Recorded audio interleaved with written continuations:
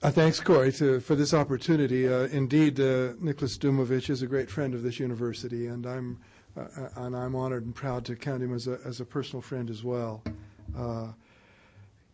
He is a staff historian at the CIA. That's a small staff that is almost quasi-independent in the CIA organization.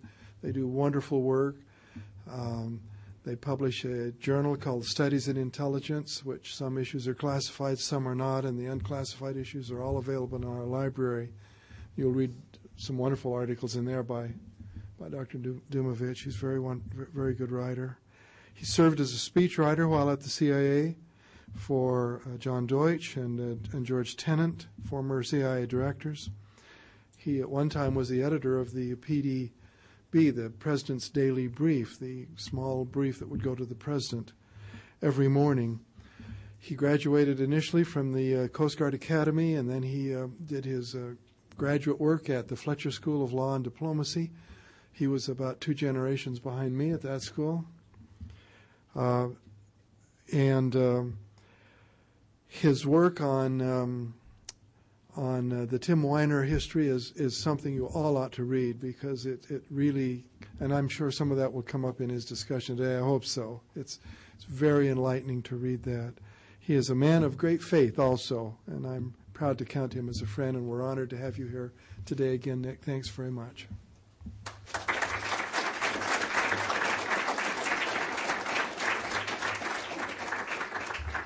Thank you. It's always a pleasure to come back to BYU. Special thanks to Corey Leonard, Stan Taylor, and Professor Richard Davis. They always ask me back, so that's a good sign, a good warning indicator, as we say in my profession. This is actually my 3rd appearance at BYU on the subject of CIA history.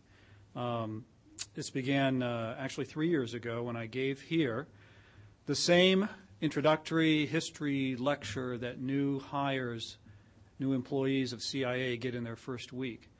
And my point then was that we at CIA are not afraid of our history and brutally confront the reality that much of our history comprises failures from which, it is hoped, we learn something. I recently had a discussion with my 9-year-old son, asking him what do you know about what I do? That's a conversation that every CIA officer with children has to have at some point. He said, "You're a historian at CIA." I said, "Well, good lad. What does that mean?" And he said, "You find out what happened and tell people not to do it again." And that's partly true. Sometimes I tell people to do it again.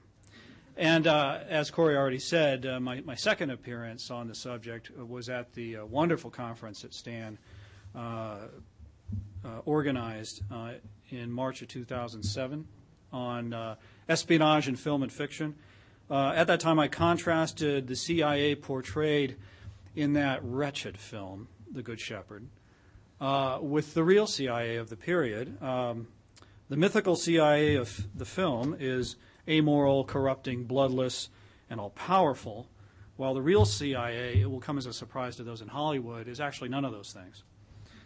Today I address the question, can we know the truth about CIA history? It's a deliberately provocative question, an epistemological question, and I'm tempted to answer it playfully by saying, well, it depends on what we mean by the words we, know, history, and truth. But really, yes, I am inclined to answer the question in the affirmative. I didn't come out from Washington to tell you no. But I know that there are at least three groups of people who would disagree. First, there are those sad epistemological skeptics, you can call them postmodernists, who say that history in general is a construct, that there is not an objective past reality that can be recovered in a meaningful way and called true, and that in the end there is no difference between what we call history and what we call fiction.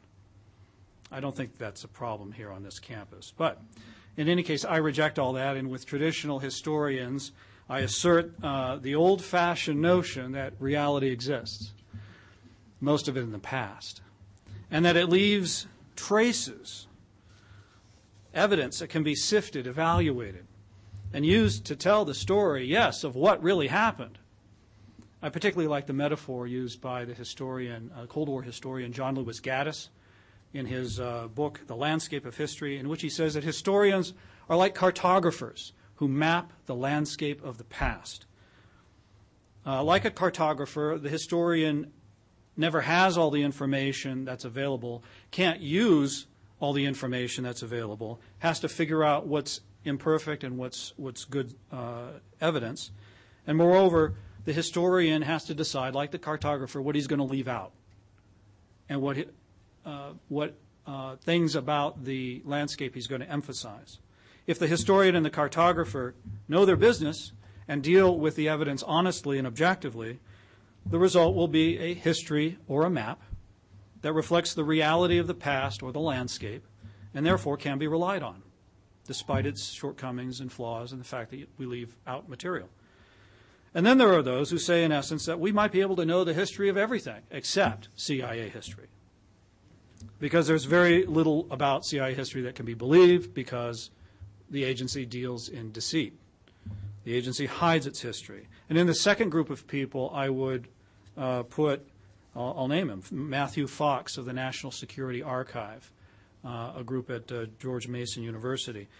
He claims that CIA never says anything unfavorable about its past. And basically, he would accuse me of being a propagandist. I hope to dispel that idea today. There is a third group of serious scholars who say we can't really know the truth about CIA history, not because of any malevolent intent to pretty up the history, but simply because the record is not made fully available. And here I actually have some sympathy, because for the outside scholar, the writing of intelligence history poses unique challenges. Intelligence is, after all, a profession that requires and therefore practices secrecy.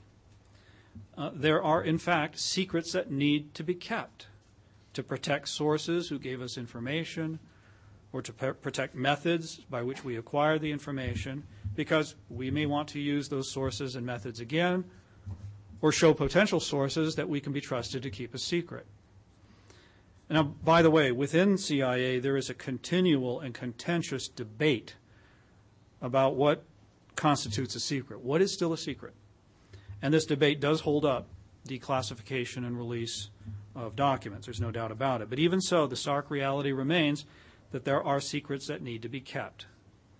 And it means that the record of precisely what was done, where and how, by whom, and why is often purposefully not available, sometimes eluding even inside historians like me who have to contend with compartmentation and the need to know. Documentary sources for the outside historian are almost always fragmentary. It's been likened to researching an ancient culture that has left only bits of pottery. And releases of previously classified information are few and far between and often just add to the pile of pottery shards.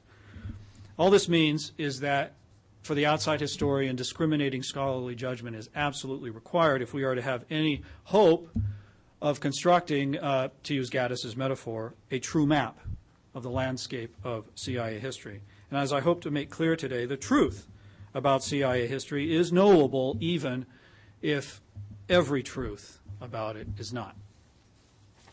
I'm often asked what the difference is between the history of CIA that is available publicly, the books and articles, that body of knowledge by outside scholars, plus the declassified material and narratives that we make available on the one hand, and on the other hand, the secret history that still lies in CIA archives. I really don't know precisely. But my strong impression, having a foot in both worlds, is that often that outside scholars, often with our help, have been able to uncover more than 90% of what could be known if all the archives were thrown open. Less than 10%, I think probably a lot less than 10% of CIA history is still secret, and most of that concerns details like sources and methods rather than any huge revelations. Now let me address the question about CIA history in three parts, which I've labeled history from CIA, the historical material that the agency makes available to the public, history in CIA, which covers the use of history internally within the agency, and history outside CIA, where I bring it together and argue that we, CIA historians on the inside and outside intelligence scholars, can together, but only together, determine and make available for public knowledge true CIA history. So let me talk about history from CIA. I occasionally meet people who are surprised that the agency has a history staff at all, even though if those of you on the internet can find out very readily that just about every government agency there is has somebody doing history at that agency. Generally speaking, those government history units exist to raise the public's awareness of what that government agency has been doing, justifying the taxpayers' support for that agency, and implicitly why that agency should continue to operate. And it's no surprise that most government historians are located in public affairs offices. We are not. CIA has a harder time justifying its existence than other government agencies, say the Federal Food and Drug Administration. Even though intelligence has been conducted in the national interest from the country's earliest days, including by some of our venerated founding fathers, by the early 20th century, the American view generally was that there was something unseemly or unusual about intelligence, particularly about clandestine collection or covert operations. President Woodrow Wilson himself, who was an astute politician as ever there was, he was a historian, a political science professor, the only U.S. chief executive with a doctorate, he was flabbergasted in 1914 when he learned that European countries actually spied on one another. Go figure. This peculiarly American streak of naivete about intelligence found its most famous expression in Secretary of State Henry Stimson's dismissive, "Gentlemen do not read each other's mail," when in 1929 he closed his department's code-breaking operation, which met with great public approval. With the rise of totalitarian dictatorships in the interwar period, many Americans began to equate the idea of intelligence with the primary totalitarian instrument of control, the secret police, and considered intelligence, therefore, somehow un-American. In 1938, the New York Times was commenting on proposals at that time to centralize U.S. intelligence efforts. And it said that the creation of any super espionage military agency, whatever that means, is both unnecessary and undesirable. It is alien to American tradition, and no glorified secret police is needed or wanted here, thank you. So even before World War II and the creation of the first centralized U.S. intelligence organization, the Office of Strategic Services, we see the development of the view in America that intelligence serving a democracy is necessarily a threat to that democracy, that equates intelligence with totalitarian control, and that in the post-war period would find popular expression in movies and spy fiction and even some histories depicting a perspective on intelligence I call the evil geniuses school. The view that CIA is inimical to liberty, that is a group of puppet masters really controlling things, omniscient circle, a government within the government, and so forth, the real center of power. This view of history tends to be propagated by popular fiction, TV, and Hollywood films like The Good Shepherd. Now, after the failed Bay of Pigs operation in 1961 and continuing into the 1970s, we see a kind of revisionism. And this revisionism that emerges says that CIA, far from being a cabal of omnipotent puppet masters, is really a bumbling lot of incompetent fools. And the best recent example of this is the so-called History of CIA by Tim Weiner, a New York Times reporter. It's called Legacy of Ashes. I'll have more to say about it, but for now, let me say that if you're looking for the truth about CIA history, you need to look elsewhere. Now, both schools of thought, evil geniuses and competent dolts, distort, I believe, CIA history, and neither of them, I would point out, are of CIA's making, obviously. It's our mission, our public mission on the CIA history staff to try to offer something more balanced and more accurate. Like other government agencies, we maintain a public website. I draw your attention to it, cia.gov. You'll find there, among job applications and information about the agency today, you'll find historical information and narrative, unclassified and declassified articles from our journal, Studies in Intelligence, and even to our surprise, they receive rave reviews from outside scholars. Visitors can download dozens of unclassified products of the history staff, monographs about the reconnaissance aircraft, the U-2 and the A-12, OSS origins of CIA, documentary collections on Cold War intelligence issues, and many more. You can find released estimates on the Soviet Union and make up your own mind about the record. The main point here is that much of the historical material CIA makes publicly available is simply not favorable to the agency and cannot be construed as CIA propaganda. My own publicly available works, I think, demonstrate the warts and all approach that we have. I've been openly, publicly critical of past CIA practices. I've criticized the poor decisions of CIA that led to the shoot down of 2 of our young officers over China in 1952, that led to their incarceration for 20 years. There were stupid mistakes made in their cover story. There was an unfair organizational legend afterwards that says that the fate of the men was due to their own misconduct. I subjected the culture of the Operations Directorate to some withering analysis regarding how poorly CIA officers who perished in the line of duty were remembered for much of the agency's history. And even in criticizing Tim Weiner's book, Legacy of Ashes, I argued for balance, saying, yes, we need to acknowledge CIA successes while at the same time acknowledging that much of our history comprises shortcomings, failures, and outright debacles. Now, as CIA historians, a very important part of our work is advising the people who actually do the declassification about what material to review and release based on its historical significance and not on the basis of whether a particular release will make CIA's reputation any brighter or history look any better. So I don't really know where people like Matthew 8 are coming from when they say we never release anything critical about CIA's record. We just, last month, released 6 highly critical volumes, all previously classified histories, about our activities during the Vietnam conflict, Vietnam and Laos. The wealth of material made available on the website, I believe, is unique for any intelligence organization in history in terms of volume, quantity, exposure of previously held secrets, and its willingness to be self-critical. Now, often when we release something, skeptics will say, well, why are you doing this now? Why now, and why are you telling us this? The implication, again, is that somehow we're propagandists, shills for the agency. We're not. For those who profess to keep an open mind, I would submit 2 reasons why CIA's public historical work can be considered independent, reliable, and free from pressure to tart it up and make it look better.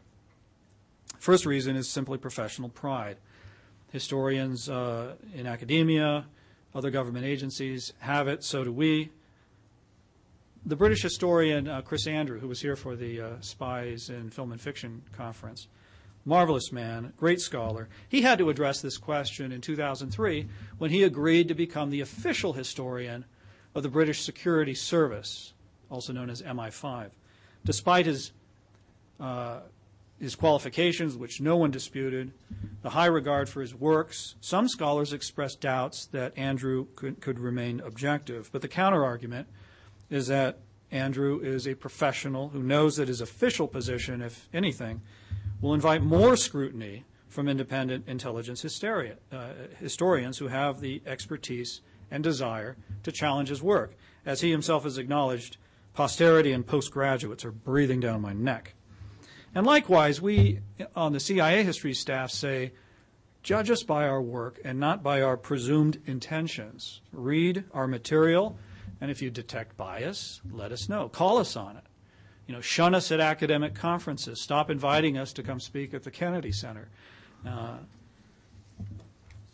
Do not assume, however, from the outset that what CIA historians produce is somehow tainted. Conversely, if you like what you see, tell us, or better yet, pay us the ultimate compliment. Use our material in your work. That's what usually happens. We see far more use made of our work in outside scholarship than we ever hear about complaints about it. And that suggests we're doing something right. The second and even better argument for the reliability of the public work of CIA historians is that, important as that external work is, it really reflects the history staff's inner work, the real work, the classified research, writing, publication, and presentation that we conduct on the inside for cleared readers and audiences. This is our real work, and not only is it frankly more important than the external work, but it absolutely requires us to be critical. So let me talk about history within CIA. We've had a historical program at the agency since 1951. It was established to produce what we would call today best practices or lessons learned, not, needless to say, for public outreach. At the beginning, agency leaders wanted the CIA history program accurately to document CIA activities critically and objectively. Now, over the next 50 years, I have to admit, the history program has had its ups and downs, sometimes considered to be a luxury, other times considered essential. Fortunately, right now, I think we're essential. We're at historic highs regarding our staffing, and more importantly, our involvement in the internal work and culture of the agency has grown. So we're very busy on a range of activities that require us to remain professionally objective in our approach. We conduct history classes for CIA officers, and we cover themes that include very frank discussions about past agency activities. The mix of conflict and cooperation that marks our relations with the rest of the intelligence community, the interplay between CIA on the one hand and policy and politics on the other, the nature and conduct of covert actions, the fact that presidents can't seem to do without it, the development of congressional oversight in response to real and perceived CIA abuses, and the record of CIA successes and failures. With regard to successes and failures, many on the outside seem to keep a scorecard on us that is particularly heavy on the failure side. And indisputably, the agency has had its share of both success and failure, and we discuss them in depth with the workforce. We explore analytic failures, such as missing the first Soviet nuclear test, collection and analytic lapses that blinded us to the rise of Islamic fundamentalism in Iran, the Bay of Pigs, which is the mother of all operational disasters, so on. It so happens that there's a lot of failures to talk about, mostly because the nature of intelligence work is inherently very difficult. Now, against this record of failure, we also present important successes in collection, analysis, and covert action, much of which remains classified. In addition to presenting general CIA history to the workforce, we will also cover topics of particular concern to specific agency components. For example, we've highlighted for operations officers and analysts the difficulty in history of working against a particular country that I cannot name, a hard target. We give quite a sobering presentation on Cold War activities, generally unsuccessful ones, against that target. And in general, I would say classified history presentations by our staff are now a staple of many of the training programs. The most gratifying and useful work we have is support for ongoing operations, things that are going on now. One technical collection program manager, for example, on a program that is still going on, could not come up with a narrative of how this started. So he asked us, after saying we could not explain how we did it in creating a particular collection capability, asked us to do that for him, and we did. We documented that very real achievement, including all the false starts and failures that were part of that before the success happened. And we created a lessons learned model so that other managers in CIA could learn what it takes to foster a climate in which technological innovation could happen. Other managers have contacted us for help in remembering the dimly remembered origins of longstanding projects. And probably the best example of what we do internally, we were asked to review the record over several decades of a particular type of intelligence operation. Our conclusions about what practices worked in what situations have been used in high-level decisions on whether to pursue this kind of operation in a particular place today. That's impact, that's relevance, and it doesn't get any better for historians to have that kind of relevance. Now, it should be obvious that this internal work absolutely makes necessary a professional objectivity and willingness to be critical, and these are attributes that are then reflected in what you see. The 10% of the iceberg that is available. So I'm not a propagandist because being less than honest about my work means a CIA that does not learn from its mistakes and is therefore less effective. Let me talk about history of CIA. And even though our work is mostly classified and for a cleared audience, we're very much aware that we on the inside are engaged in a sort of informal partnership with outside intelligence historians and other scholars.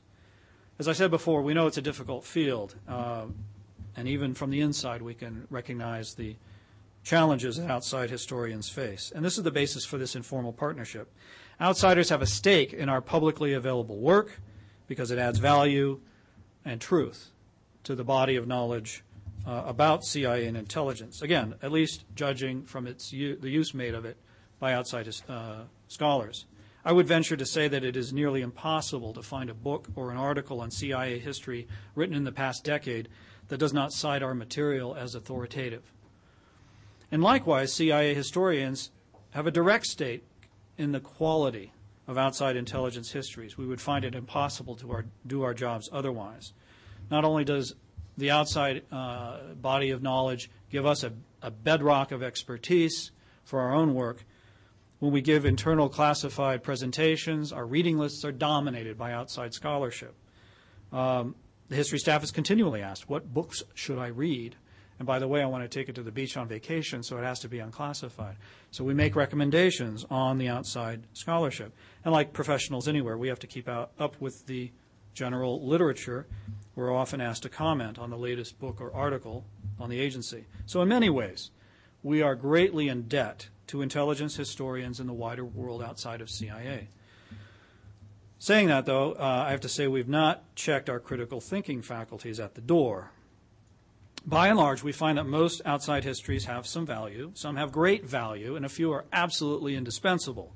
At the same time, it must be said, some of them are misleading, inaccurate, portray a CIA with which we are not familiar, or all the above, and a few are not worth the paper they're printed on. Now, given the interest that we insiders have in the quality and truth of outside intelligence history, it seems appropriate if we can boldly offer some suggestions for making it better. I did an informal poll of my colleagues and other counterparts within the intelligence community's history staffs, and I found that many times when we are reading the work of outside scholars, we experience what we call a wince moment. You know, you're reading something and it's a moment that when an insider reads a text and comes across an assertion or a conclusion that not only is not true, but the author should have known better because the information is publicly available. Now, this has less to do with criticism of CIA, for we are all critics, or with the disclosure of classified information, that's a different kind of wince, than it does with things such as sloppy factual errors, an unfair portrayal of intelligence activities, an incomplete recounting of the context in which they occurred, or a distorted conception of the motivations and competencies of the individuals involved. Now, in the service of truth about CIA history, I have 8 recommendations from insiders to outsiders concerning the writing of intelligence and particularly CIA history. I also submit these are rules for good scholarship in general, so you may want to pay attention. Recommendation 1, use accurate terminology because it really counts for your credibility.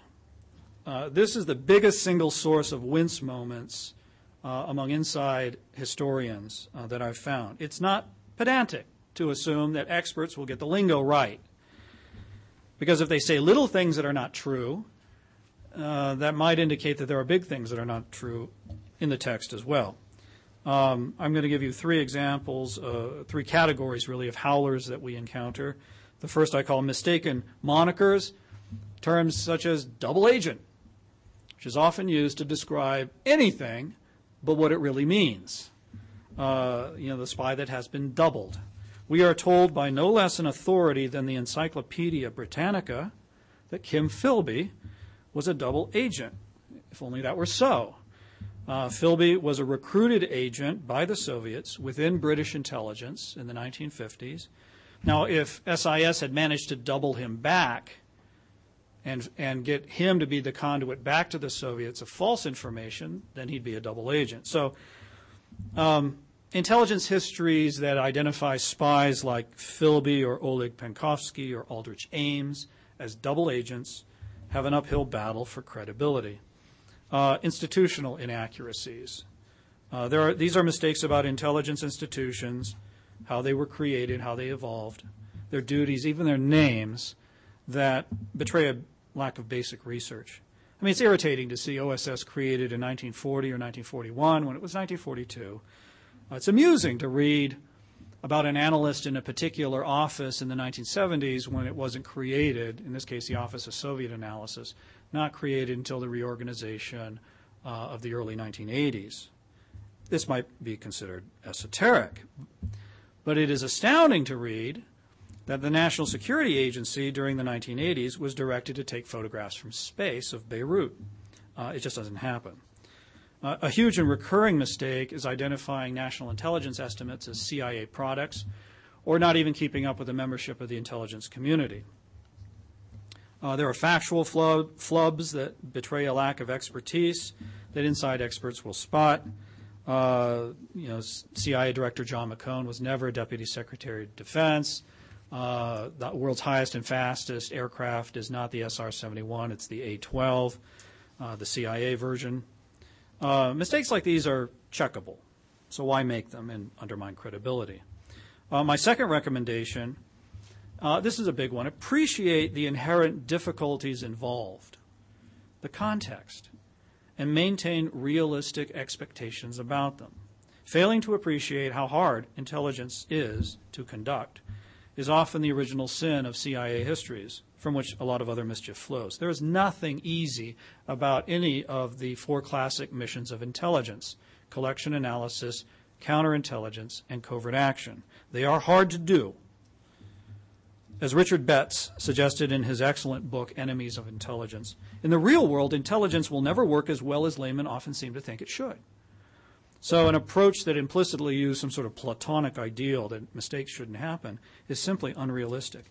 And particularly the limitations of analysis and warning are very important to understand. It is a cartoonish view that analysts can and therefore should predict the future. If they could, they would be in a more lucrative line of work, and their investment portfolios would be in better shape. Recommendation 3, don't stretch facts or tailor conclusions to fit a theory. That's backwards. Derive the theory from what you find about facts. Every scholar knows this, but somehow we read outrageous statements, like the development of the U-2 spy plane was really not a technological success or a success in intelligence collection because we didn't have human spies inside the Kremlin telling us what was going on. Or that Polish Colonel Ryszard Kuklinski, who gave us Warsaw Pact intelligence for many years, was not really a CIA agent. Now, these assertions are concocted against the real evidence in order to fit an overarching theory, in this case that the agency has never done anything right. In another case, there was a history of CIA's origins published a few years ago that made several unsubstantiated assertions that CIA, for example, had no authority in the beginning to collect intelligence or engage in covert action that fit into the writer's theory about organizations, but unfortunately are simply wrong. And we wrote about that in our review of that book. No CIA historian enjoys making such criticisms. We simply prefer to praise good history. Recommendation 4, recognize that some themes are just not worth pursuing. In every field, there are lines of analysis that are pointless, misguided, indefensible, and often, from an insider's perspective, simply silly. So too with CIA history. Attempts to portray CIA as the pinnacle of control of the entire U.S. government by Yale University's Skull and Bones Society. This fits into that category. Fascination with UFOs on the part of some pseudo-scholars, the agency's alleged role in the assassination of President Kennedy or in the 9/11 attacks, also belong in this category. These things become articles of faith among believers without the evidence that faith in something true usually provides. Recommendation 5, be familiar with the scholarly literature. This is another banality, but often forgotten in writing CIA history. At one time, historical treatments of CIA had to be very individualistic and journalistic and really breaking new ground simply because there wasn't this body of intelligence knowledge. There was no body of academic work to consult and to act as a check against shoddy work. Today, thankfully, that's changed, and any writer on intelligence must be conversant with the scholarship. So unless the scholar has discovered something brand new, his asserting that President Truman, for example, never intended CIA to conduct covert operations, or that the agency missed, pick one, first Chinese atomic test, the 1967 Mideast War, the breakup of Yugoslavia, the decline of the USSR, he will be surprised when he discovers after publication that his assertions were discredited long before he picked up his pen or his mouse. Recommendation 6, use a variety of sources by all means, but be familiar with the axes they may have to grind. Relying on a favorite source because he provides good sound bites, good copy, can turn into a minefield if it turns out that that source is exercising his own bias. One history book I'm familiar with inherently discounted anything uttered by a CIA officer, but anything that passed the lips of a State Department officer was inherently viewed as true. Okay? Another used oral histories in a work of CIA history, oral histories from 30% more State Department officers than CIA officers. That's not to say that State Department officers can't say useful things about intelligence, but it does show a different perspective. And the scholar doing this can expect that somebody's going to point this out and raise questions. Recommendation 7, be careful of the politically charged factoid. I'm familiar with an eminent intelligence scholar who asserted recently that the President's daily brief prepared for George W. Bush comprised only 1 or 2 pages. Now, most readers will accept what appears to be authoritative and sourced, and for many, it might confirm their opinions about George W. Bush's intellectual capabilities. But such a factoid is suspect on the face of it. How could a PDB only 1 or 2 pages long do its job? So the potentially political nature of the assertion requires the objective historian to check and recheck his sources. In this case, the source was George Tenet's memoir, and if you go to it, he actually said that Bush's PDB was a series of articles, each 1 or 2 pages long. Now, that's a big difference. Outside historians do not need charges of bias any more than we inside historians do. My last recommendation, number 8, remember that making up scenes, words and phrases, chronologies, or context in support of a narrative is a deadly historical sin. You'd think this would go without saying. I mentioned Tim Weiner's Legacy of Ashes.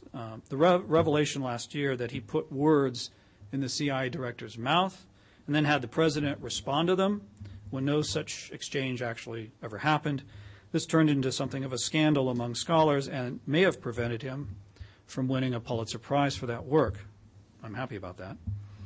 In another case, a writer openly invented dialogue, thoughts, and motivations concerning a CIA officer more than half a century ago, saying in a footnote that he did it at the service of the narrative and credited the example of film director Oliver Stone, most famous for the notorious JFK. So those are my recommendations. We could come up with others. All this is not to suggest by any means that we want or expect or even desire that outside historians should refrain from criticizing CIA. Far from it. Just as we in CIA continually remind ourselves that we serve a democracy and we would not have it any other way, outside scholars have an obligation, I would say, to use the liberties that are the blessings of a free society to fairly document, describe, and interpret the activities of government, including intelligence services. CIA historians are very pleased to be partners in that effort because we believe it benefits all citizens and ultimately helps preserve our liberty. We have praised critical works of the agency, and we will continue to do so, And I would be the first to say there's a lot to criticize. As long as that criticism is fair.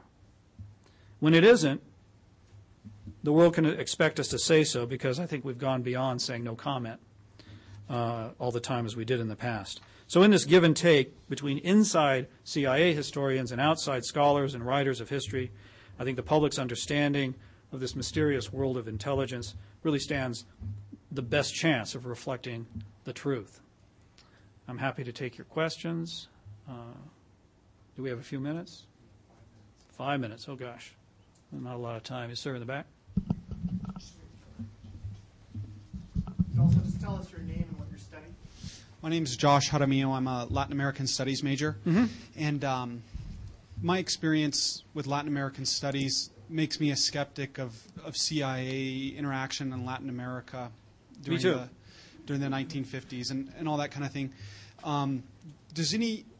I think some of my skepticism comes from that I don't see any repercussions of, I guess, the failures, and I'm probably very ignorant on this subject, but what do you mean by repercussions? That's what I wanted to ask you. You know, if you come across in your historical findings of failures or things that weren't supposed to take place, does that lead to legal prosecution or any steps like that? Is there the information that you find or that you publish, if you reveal or find that there was mistakes taken or people did things that they shouldn't have done?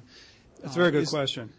Did you understand what I'm trying to say? Yes. Yeah, okay. I think I do. And in my answer, if I don't, let me know. Okay, thank you. We have to distinguish between failures of an honest sort. Remember, the tasks of intelligence are difficult, and misconduct. Now, should we, to use an analogy, if you have a particular military unit that engages the enemy and has to retreat because it misjudged something, do we punish that military unit? No. So with intelligence. If there are honest failures because people did the best they could in difficult circumstances and came up short, I don't think you're going to get a lot of argument for punishing those people. But misconduct is a completely different category, and you don't need, you could read the newspapers and see that we have punished misconduct actually fairly recently. There was a former number 3 man at the agency who was pleaded guilty to corruption charges. So, but in terms of postmortems, trying to figure out what happened and say who did what when, I mean, that's partly our job. There's also an inspector general that goes back. And people have been punished. The Aldrich Ames spy scandal, where Aldrich Ames was a CIA officer who seemed to be protected by people because they just didn't want to deal with his alcoholism and his shoddy work habits. Well, it turns out he was a good enough worker for Moscow that he was giving them a lot of material. My name was blown, for example, to the Soviets. Those people, some of those people were reprimanded. So it does happen, but sometimes the public wants more, but it won't necessarily happen for the reasons I said.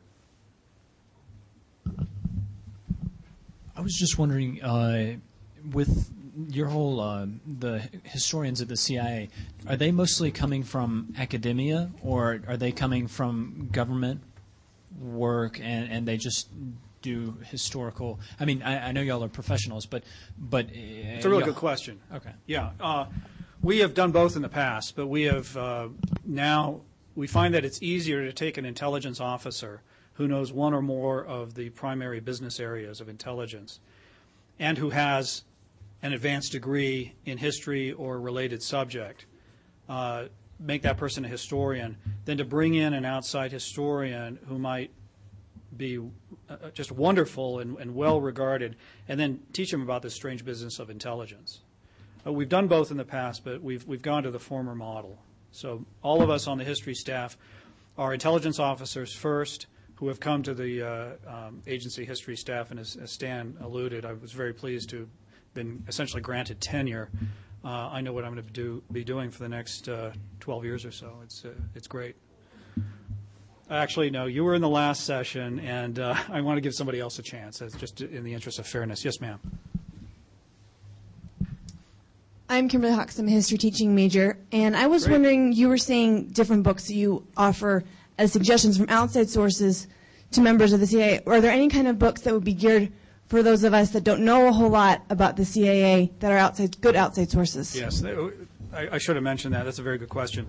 The best treatment in print is by Christopher Andrew, British intelligence historian, who published in 1996, so it's a little dated, but it's still in print, I believe, For the President's Eyes Only, which is about U.S. intelligence in general, has a virtue of bringing in the other INTs, the other intelligence business areas, like SIGINT, Signals Intelligence, that the National Security Agency does. But that's a very good treatment.